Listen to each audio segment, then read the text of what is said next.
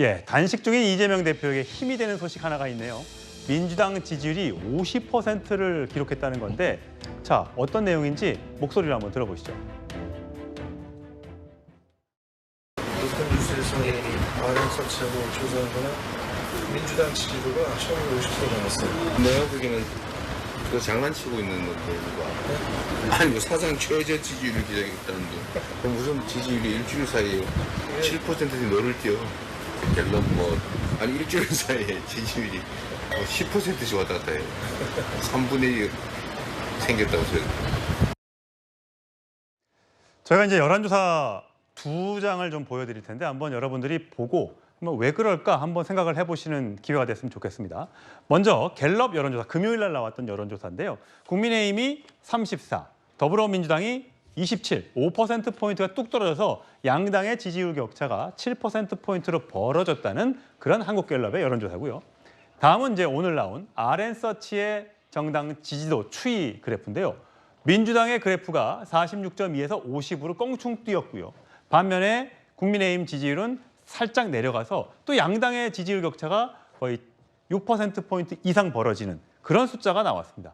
과연 거의 비슷한 시기의 여론조사 결과인데 왜 이렇게 천차만별이 여론조사 결과 수치가 나올까? 어떤 여론조사 결과가 정확한 것인가? 많이들 궁금하실 것 같아요.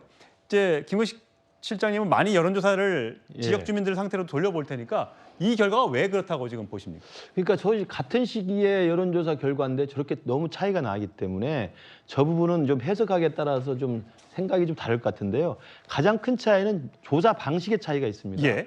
아까 나왔던 RN서치에서 민주당이 50%로 껑충 뛰어오르고 예. 국민의힘이 좀 내려앉아서 거의 10% 이상 차이가 나지 않습니까? 예. 그러나 또 갤럽에서 한 것은 국민의힘이 30% 중반대 그대로 유지하고 민주당이 좀 떨어지면서 오히려 또 민주당이 국민의힘보다 낮게 나왔는데 갤럽은 조사 방식이 전화 면접 조사 방식입니다. 네. 그러니까 전화를 직접 전화해서 면접원들이 일일이 물어보는 거거든요. 예. 그리고 아까 말한 RN서치는 뭐냐면 ARS, 음성 자동 응답 시스템이죠. 그러니까 ARS로 했을 때는 요즘 분석에 따르면 민주당이 여러 가지 대표의 사법 리스크, 그다음에 돈봉투 사건, 코인 사태, 그다음에 이러저러한 정치적 구설수가 많아가지고 민주당을 지지한다고 선뜻 말하기에 약간 부끄러움이 있는 거예요. 그렇다 보니까 전화 면접에 실제로 사람 목소리 직접 대면해서 할 때는 민주당을 지지한다는 말을 좀 못하는 샤이 민주당층이 있다는 것이고 ARS는 기계를 가지고 이게 대답을 하는 거기 때문에 자기가 좀 숨어있는 민주당 지지층이라 하더라도 ARS는 좀 당당하게 대답을 한다. 이런 분석이 좀 있는 것 같아요. 그래서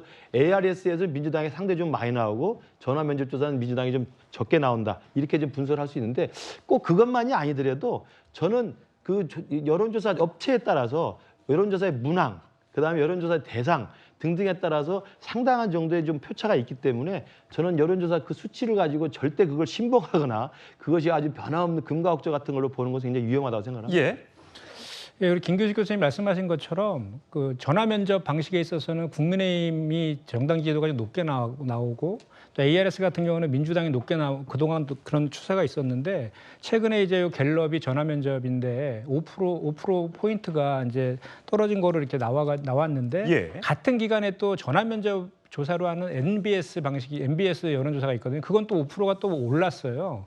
그래서 이제 이것이 제가 봤을 때는 이런 그 이제 여론조사 방법에 따라서 이런 특징이 있지만 중요한 것은 중도층 같은 경우는 그 ARS든 전화 면접 방식이든 간에 전부 다 민주당이 계속해서 두 자릿수 이상으로 앞서 나가고 있다는 것이고 또 내년 총선은 무엇을 기준으로 치를 것이냐는 정권 심판론이 항상 다 높게 나온다는 그런 공통점이 또 있다는 말씀드립니다. 예, 국민의힘 윤상현 의원이죠. 내년 총선과 관련해서 수도권 위기론을 주장을 하면서 이 샤이 민주 지지층이 존재한다 이렇게 얘기를 하면서 굉장히 또 국민의힘에서는 이 발언에 진위를 놓고 굉장히 갑론을박이 좀 뜨거웠습니다.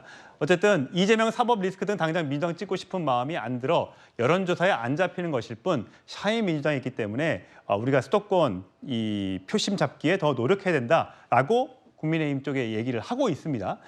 근데 과연 그렇다면 박원석 전 의원 보시기에는 양쪽의 여론조사가 결과를 보셨지만 실제 총선은 그럼 두 개를 섞어서 해석하면 되는 겁니까? 아니면 어느 한쪽을 근데 이제 여론조사는 그때그때 수치보다 흐름을 보는 게 중요하다 이렇게 얘기를 하거든요.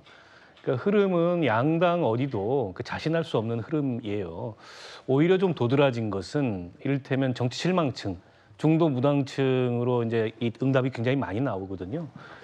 때문에 양당 어디도 사실은 국민들이 보기에는 이제 흔쾌하지 않다. 이런 게 이제 대체적인 여론 분포라고 보면 될 것 같고요. 다만 아무튼 7개월이나 남아있기 때문에 지금 나오는 여론조사를 가지고 총선의 그 승패를 예측하기란 굉장히 어렵고 네. 7개월 남은 동안에 어떤 전략으로 또 어떤 이제 국정 운영의 면모로 국민들에게 비춰지느냐가 굉장히 중요할 것 같고요.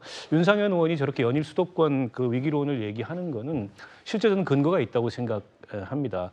지금 당 지도부가 수도권에서 선거를 치러보신 분들이 없기 때문에 너무 수도권 상황을 좀 안일하게 보는 것 같고 지금 수도권의 다른 무엇보다도 국민의힘의 인물난이 심각해요.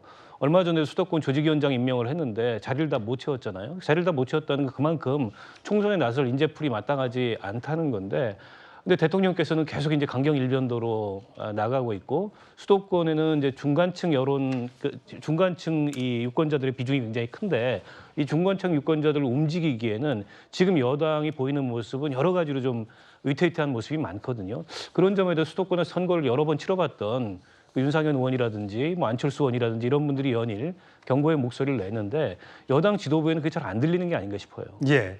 자, 과연 국민의힘이 어떤 선거 전략을 마련할지 양당은 이 여론조사 결과를 바탕으로 웃을지 울을지 그는 7개월 뒤에 알 수 있을 것 같습니다.